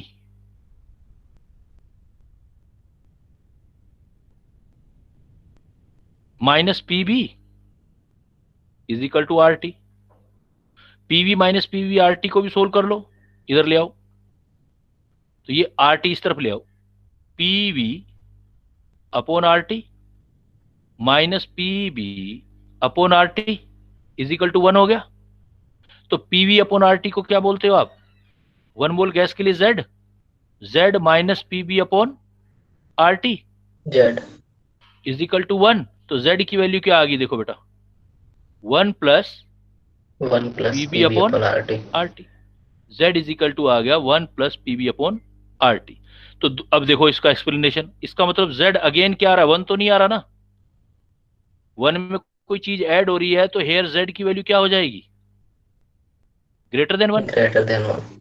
और ग्रेटर देन 1 तो डेविएशन तो हो गया, लेकिन डेविएशन में देखो कौन से वाला कांस्टेंट आ रहा है, बी किसके लिए रेस्पॉन्सिबल होता है, अट्रैक्शन या रिपल्सन के लिए, रिपल्सन के लिए, रिपल्शन। रिपल्सन के लिए। तो Repulsion। अब की बार फिर हाई प्रेशर होगा, then again gases deviate from ideal behaviour, so gases deviate from ideal behave, लेकिन कौन सी साइड हो जाएंगी अब की बार, Towards repulsion। Towards repulsion. अगर बेटा रिपल्सन हो रहा है तो फिर तो लिक्विफिकेशन का चांस ही नहीं है, उल्टा लिक्विफिकेशन तो डिफिकल्ट हो जाएगा, क्योंकि रिपल अट्रैक्शन होगा, then we can say that ना there is attraction if there is liquefaction, so gases deviate again from ideal behaviour but toward कौन सी form, repulsive form. So liquefaction of gases क्या बोलोगे अब की बार आप, liquefaction of gases are difficult. तो एक चीज तो क्लियर होगी भाई, Z की वैल्यू जब 1 नहीं होगी तो डेविएशन होगा, ये डेविएशन 2 टाइप से हो सकता है, अगर Z की लेस देन 1 है तो अट्रैक्टिव फोर्सेस डोमिनेंट है, डेविएशन होगा अट्रैक्टिव फोर्सेस के थ्रू होगा और लिक्विफिकेशन इजीली होगा। लेकिन अगर Z की ग्रेटर देन 1 है देन क्या कहोगे फिर आप, डेविएशन फिर हुआ गैसेस का, लेकिन ये डेविएशन किसकी तरफ होगा, रिपल्सिव फॉर्म, तो लिक्विफिकेशन जो होगा वो डिफिकल्ट हो जाएगा। तो लिक्विफिकेशन तभी प्रेफर होगा जब अट्रैक्टिव फोर्सेस डोमिनेंट होगी। तो इस केस में देखो Z ग्रेटर देन 1 है, तो इसका मतलब Z is equal to greater than 1 here,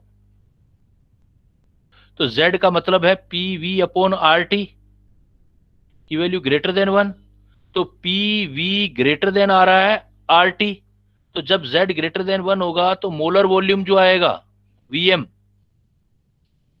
तो वो कितना आएगा आपका, if Z is equal to greater than और हाई प्रेशर, दोनों का मतलब एक ही है, molar volume of gas. Answer बताएंगे आप क्या आएगा, क्या आएगा बेटा बताओ, अगर z की 22. वैल्यू ग्रेटर देन 1 है या प्रेशर हाई है तो ऐसे केसेस में जब z का वैल्यू ग्रेटर देन 1 तो molar volume of gas Vm Greater than 22.4 1. Litre नहीं आएगा, 22.4 लीटर से ज्यादा आएगा। ज्यादा है। लो प्रेशर में कम आएगा, हाई प्रेशर में ज्यादा आएगा। तो अब क्या करते हैं हम ऐसे केसेस में, अब हम देखते हैं आइडियलिटी फिर है कहां पर। तो आइडियलिटी में टेम्परेचर और प्रेशर हमें दोनों कंडीशन लेनी पड़ेंगी, तब आइडियलिटी आएगी। तो कैसे? सपोज नेक्स्ट केस लेते हैं अपने,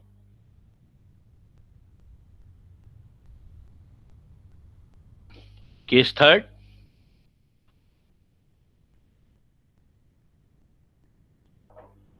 At low pressure and high temperature, दो कंडीशन ले ली बेटा। देखो ये अब दोनों को अलग अलग सोल्व करो। अब आपके पास लो प्रेशर है तो लो प्रेशर का मतलब volume high dominant. Pressure low है तो पहला केस किया था, जब प्रेशर लो लेते हो तो इसका मतलब वॉल्यूम हाई लेके सोल्व करना होता है आपको। और टेम्परेचर हाई है तो हाई टेम्परेचर पर तो पार्टिकल दूर दूर होंगे, जब टेम्परेचर बढ़ा दोगे तो पार्टिकल एक दूसरे से दूर हो जाएंगे, तो अट्रैक्शन ए और अट्रैक्शन नेग्लिजिबल। वॉल्यूम हाई होता है तो डोमिनेंट होता है वॉल्यूम, देन जो होता है रिपल्सन नेग्लिजिबल होते हैं। अभी थोड़ी देर पहले देखा था हमने, इक्वेशन से फिर चेक कर लो। इक्वेशन क्या थी बेटा पर मोल के लिए? For 1 mole P plus A upon, application है बस उसी को यूज करते जाओ, B P square. Plus A upon V square, V minus B B is equal to, minus n तो 1 ले रहे हो इसलिए n लिखने की जरूरत नहीं RT. है। अब इधर देखो ये वॉल्यूम हाई हो रहा है, ये वाला केस वॉल्यूम अगर हाई है तो इसको सिलेक्ट करोगे, इसके काउंटर पार्ट को नेग्लेक्ट करोगे, बी नेग्लेक्ट हो गया। दूसरी साइड टेम्परेचर हाई है तो कौन नेग्लिजिबल हो गया? ए, अट्रैक्शन मतलब ए नेग्लिजिबल हो गई, ये चीज आ रही है। तो बचा क्या मेरे पास इधर से? अब देखो तो कंडीशन आ गई आपको, उसको सोल्व करो, क्या रह गया आपके पास? P इधर से रह गया P, उधर से और क्या V रह गया? V इज इक्वल टू और R RT. T. PV is equal to R T, R T को इधर ले आओ तो क्या हो जाएगा? PV upon R T is equal to Z. 1। 1. और पीवी कंप्रेसिबिलिटी फैक्टर होता है, जेड होता है पीवी। तो जेड की वैल्यू क्या आ गई मेरे पास? 1. जेड की 1 है। तो अब देखो अब गैस कैसा बिहेव कर रही है? आइडियल। तो गैसेस बिहेव आइडियली। इस कंडीशन पर देख रहे हो अब आप, gases behave ideally eight low pressure Low pressure and high temperature. High temperature, क्योंकि इन कंडीशन पर कौन चीज नहीं है? नाइदर, पोस्टुलेट लग जाएगा ना, नाइदर अट्रैक्शन आ रहा है, नाइदर अट्रैक्शन नॉर रिपल्सन। इस कंडीशन पर अट्रैक्शन और रिपल्सन नेग्लिजिबल हो जाते हैं, नाइदर अट्रैक्शन नॉर रिपल्सन। तो इसका मतलब इधर क्या आ जाएगा प्रॉब्लम आपके पास? कहेगा at low pressure and high temperature, और क्या बोलेगा? Z is equal to 1, then molar volume of gas. इतना आंसर देंगे देखो बेटा, then molar volume of gas कितना आ जाएगा? PV is equal to 22. RT. तो आइडियल गैस आ रहा है तो मोलर वॉल्यूम फिक्स हो जाएगा ना, कितना आएगा? दोनों चीजें बराबर आ रही हैं तो molar volume 22.4 litre at NTPA। NTP. Sir आपने हाई टेम्परेचर पे क्यों नेग्लेक्ट किया? हाई टेम्परेचर पे बेटा जब टेम्परेचर बढ़ाओगे तो गैस के पार्टिकल दूर दूर हो जाते हैं ना, दूर हो जाते हैं तो अट्रैक्शन तो हो ही नहीं सकता मॉलिक्यूल में। मॉलिक्यूल में अट्रैक्शन तो लो टेम्परेचर पर होगा, जब टेम्परेचर कम होगा गैस एक ठंडी होगी, इकट्ठी होगी, पास में आएगी। जैसे किसी भी आप गैस तो छोड़ो, जब किसी लिक्विड को भी या सॉलिड को भी गर्म करते हो तो उसके पार्टिकल पास आते हैं या दूर जाते हैं? दूर जाते हैं। दूर जाते हैं। तो गैसेस में भी ऐसा ही होगा, उसके पार्टिकल दूर जाएंगे, दूर जाने का मतलब अट्रैक्शन कम होगा। नेग्लिजिबल लेना। क्लियर? Yes sir. तो आपने लो प्रेशर पे कंडीशन देख लिया बेटा, हाई प्रेशर पे कंडीशन देख लिया, eight low pressure and high temperature पे कंडीशन देखा। बट ऐसी दो गैसेस ऐसी हैं उनके ए जो हैं अट्रैक्टिव फोर्सेस बहुत ही कम है, नेग्लिजिबल है, उनका लिक्विफिकेशन बहुत ही डिफिकल्ट है। दो गैसेस ऑलवेज ये बिहेव शो करती हैं, वो है आपकी सबसे स्मॉलेस्ट गैस। स्मॉलेस्ट गैसेस कौन सी होती हैं? For two smallest gas, hydrogen and helium. सबसे छोटी हाइड्रोजन और हीलियम जो है, for two smallest gas hydrogen and helium attractive forces, मतलब value of a is very low, क्योंकि इनकी मोलर मास बहुत कम है, अट्रैक्शन बन ही नहीं पाता है इन मॉलिक्यूल में। For smallest gas hydrogen and helium attractive forces, मतलब value of van der Waal constant A is very low, so there Z always greater than 1 at low pressure और हाई प्रेशर। इन दो केसेस पर ऊपर वाला case आपने नहीं लगाना। हाइड्रोजन और हीलियम के केस में हमेशा ही Z ग्रेटर देन 1 आएगा, मतलब इनका लिक्विफिकेशन जो है हमेशा ही डिफिकल्ट होगा, इजी होगा ही नहीं इनका लिक्विफिकेशन। तो for two smallest gases hydrogen and helium, दो ऐसी हैं हाइड्रोजन एंड हीलियम, तो कैसे? P plus A upon V square, V minus B is equal to RT। तो A नेग्लिजिबल है इनके, तो ये छोड़ना पड़ेगा हमें। तो equation P V minus B, पहले जो दूसरा नंबर था कौन सा, सेकंड वाला, वैसा आ जाएगा।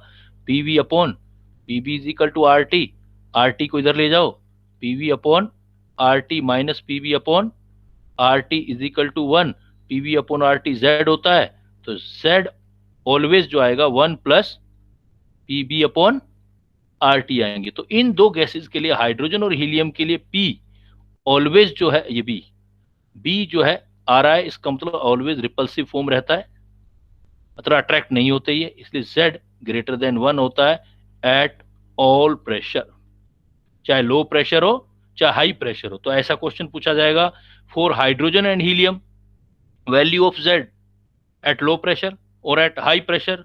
तो बाकी गैसेस के लिए तो अलग अलग आता है, लो प्रेशर पर अलग और हाई प्रेशर पर अलग, बट हाइड्रोजन और हीलियम के लिए किसी भी प्रेशर पर Z का वैल्यू कितना दोगे आप? 1। लो प्रेशर पर भी हाई प्रेशर भी Z ग्रेटर देन 1 दोगे, मतलब ये डेविएट होंगी लेकिन रिपल्सिव फॉर्म की तरफ डेविएट होंगी। तो इस चीज को हम एक कर्व में एक्सप्लेन करते हैं। अब जो चीजें पढ़ी, जो हमारा एक्सपेरिमेंट रिजल्ट आता है,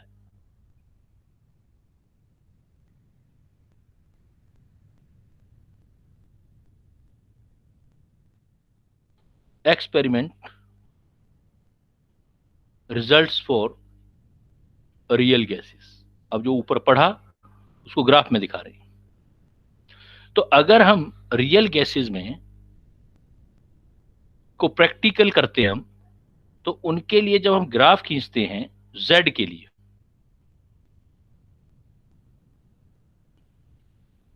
इधर हम ले लेते हैं Z का वैल्यू, इधर प्रेशर लेते हैं किसी भी रेंज में। अगर मेरा Z का वैल्यू कांस्टेंट रहेगा, अगर Z का वैल्यू कांस्टेंट आता, ऑलवेज प्रेशर पर डिपेंड ही नहीं करता, सपोज ये Z की वैल्यू 1 है, तो Z का वैल्यू ऑलवेज 1 आता, तो कैसा बिहेव होता है ये? Ideal behaviour. आइडियल बिहेव लेकिन ऐसा आया नहीं बेटा। जब प्रैक्टिकल करके देखा गया तो हाइड्रोजन और हीलियम गैसेस का प्रेशर जैसे जैसे चेंज किया तो जेड चेंज होता रहा। हाइड्रोजन और हीलियम, उनका जेड ऑलवेज ग्रेटर देन 1 आया। हाइड्रोजन एंड हीलियम जब प्रैक्टिकल किया तो ये देखो जेड 1 से ऊपर दिखा रहा है, तो इनका जेड ऑलवेज क्या आया? ग्रेटर देन 1 आया। जेड ऑलवेज ग्रेटर देन 1, मतलब ये डेविएट प्रेशर की हर एक रेंज में ये डेविएट हुई। बट दूसरे किसी गैसेस के लिए ग्राफ खींचा तो ऐसे आया, पहले नीचे की साइड गया जेड, फिर ऊपर की साइड गया जेड। आपने किसी भी गैस के लिए ऐसे खींचा तो आपका, जैसे मान लो आपने सपोज CO2 के लिए ऐसे ग्राफ खींचा आपने, तो ऐसे आया। तो देखा आपने ये जो Z पहले कहां जा रहा है? लेस देन 1 जा रहा है। यहां पर Z लेस देन 1 जा रहा है, एक लिमिट तक गया, और बाद में देखो इस लाइन को क्रॉस कर गया, जाते जाते लास्ट में Z ग्रेटर देन 1 हो गया। तो रियल गैसेस का इसका मतलब बिहेव प्रेशर पर डिपेंड करता है। जब लो प्रेशर होते हैं, स्टार्टिंग में देखो लो प्रेशर होता है, जब लो प्रेशर होता है तो Z लेस देन 1 होता है। लेकिन जैसे जैसे इस रेंज में आगे, यहां आगे तो प्रेशर बहुत हाई हो गया, तो हाई प्रेशर होता है तो Z ग्रेटर देन 1 होता है। तो अलग अलग प्रेशर पर गैसेस के बिहेव अलग अलग होते हैं। हाँ, मॉडरेट प्रेशर पर इस लाइन को टच किया, यानी कि इस प्रेशर पर इस ऑक्सीजन ने किस बिहेव को शो किया? वो पार्टिकल प्रेशर सब गैसेस के लिए अलग अलग, आइडियल। ऐसे ही यही ग्राफ अगर किसी, हाँ बोलो, हाँ बोलो बेटा।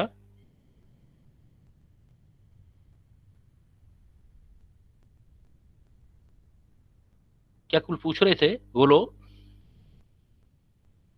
सर कोई नहीं पूछ रहा मुझे। Z लेस देन 1 लो प्रेशर पर रहा और हाई प्रेशर पर हो गया इस गैस के लिए। सपोज गैस फिर चेंज करके ये प्रैक्टिकल करके देखा गया, जैसे O2 की बजाय अमोनिया के लिए देखा गया, CO2 के लिए देखा गया। तो जैसे हमने सपोज अमोनिया के लिए देखा तो ये देखा कि ये ग्राफ नीचे की साइड आया, बाकी किसी भी गैसेस के लिए खींचा हमने तो नीचे की साइड आया और फिर ऊपर की साइड ऐसे चला गया, आपसे ऐसे चला गया। सपोज ये गैस जो मैंने अमोनिया के लिए ग्राफ खींचा, सपोज NH3 ऐसे खींचा, तो अब देखो इसके लिए भी Z लो प्रेशर पर Z लेस देन 1 आया और हाई प्रेशर पर Z ग्रेटर देन 1 आया। तो बाकी किसी भी गैसेस के लिए अगर खींचोगे तो आपका इसी टाइप से जो है ग्राफ आएंगे।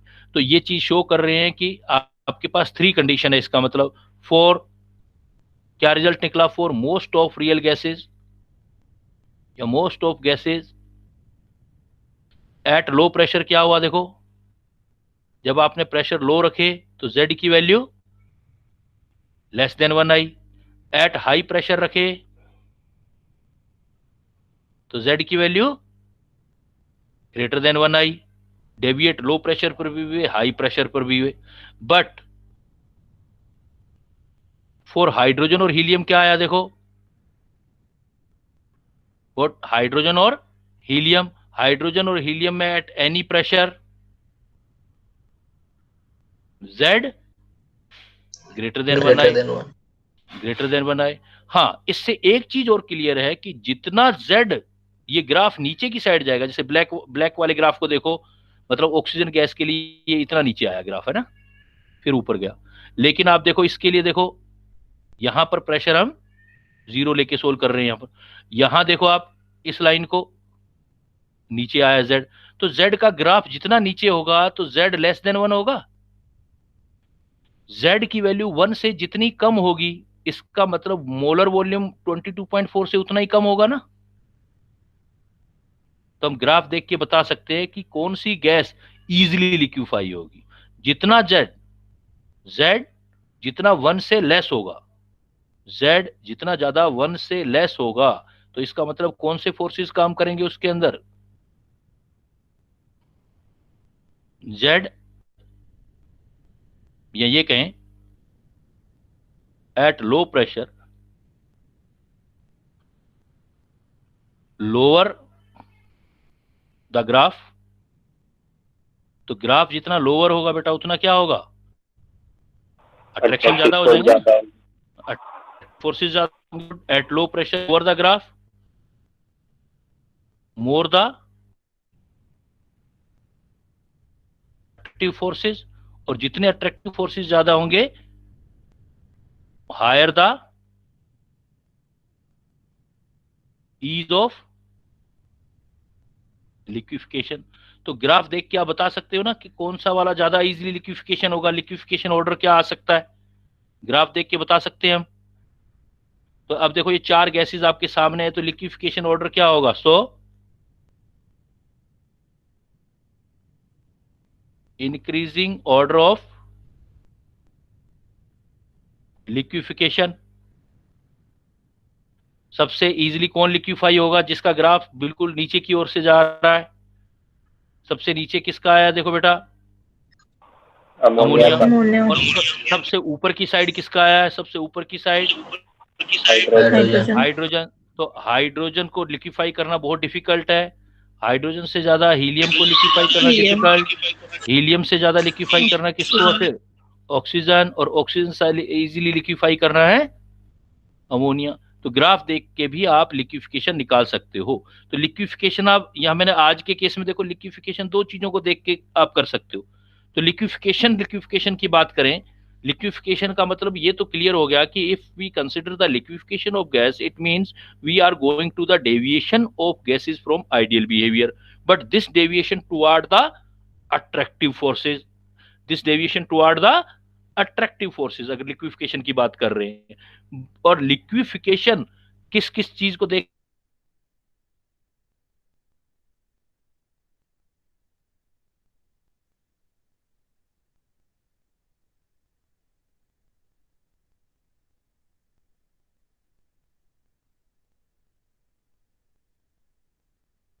तो कैसे बता सकते हो आप कौन इजी होगा कौन डिफिकल्ट?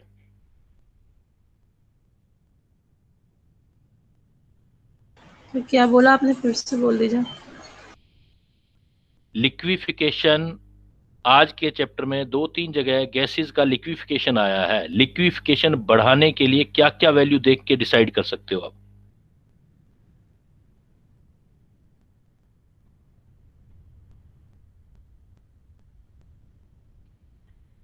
आपके पास क्या चीजें हों उनको देख के बता सकते हो कि लिक्विफिकेशन इजी हो रहा है या लिक्विफिकेशन डिफिकल्ट हो रहा है। Sir low pressure. नहीं और बी की वैल्यू नहीं बेटा, हाँ वेरी गुड, ये स्टूडेंट ने बिल्कुल सही कहा, लॉजिकल बोल रहा है। वो कह रहा है ए और बी की वैल्यू चेक करो ना, लिक्विफिकेशन पता लग जाएगा। वेंडरवाल कांस्टेंट बनाए किस लिए थे वेंडरवाल ने? ए और बी की वैल्यू देखो, ए और बी की वैल्यू डिसाइड कर देगी। आपके सामने ए और बी की वैल्यू होंगी तो पहला आइडिया तो वहीं से लग जाएगा। कैसे लगेगा ए और बी की वैल्यू से आइडिया? सर ए की वैल्यू ज्यादा होगी तो अट्रैक्टिव फोर्सेस ज्यादा होगी। हर एक गैसेस के लिए बेटा ए और बी वेंडरवाल कांस्टेंट अलग अलग होते हैं। ए की वैल्यू जिसकी ज्यादा होगी इसका मतलब उसका लिक्विफिकेशन इजीली हो जाएगा। बी की वैल्यू जिसकी कम होगी उसका लिक्विफिकेशन हो जाएगा। बी रिपल्सिव फोर्सेस को कर रहा है। दूसरा किससे देख सकते हो? जेड की वैल्यू से देख सकते हो आप। जेड की वैल्यू से कैसे पता लगेगा बेटा? जेड की वैल्यू है ग्राफ देख करके। तो जेड की वैल्यू है ग्राफ देख के जेड जिसका कम होगा, जेड लेस देन 1 होगा, लेस देन 1 होगा या जितना कम होता जाए जेड, जेड जिसका जितना कम होगा वो ग्राफ में देख के भी पता लग जाएगा और वैसे भी पता लग जाएगा जेड जिसका जितना कम होगा उसका लिक्विफिकेशन ईज जो होगा उतना ही ज्यादा होगा। क्लियर? तो इस टाइप से आप देख सकते हो कि जो गैसेस हैं वो आइडियल बिहेव से डेविएट करती हैं, किस कंडीशन में करती हैं और कैसे कैसे हम उनके क्वेश्चंस सोल्व कर सकते हैं। क्लियर बेटा? तो अब मैं आज का जो है today I am going to close my topic, let's see tomorrow. Now I am leaving. Okay बेटा, थैंक यू।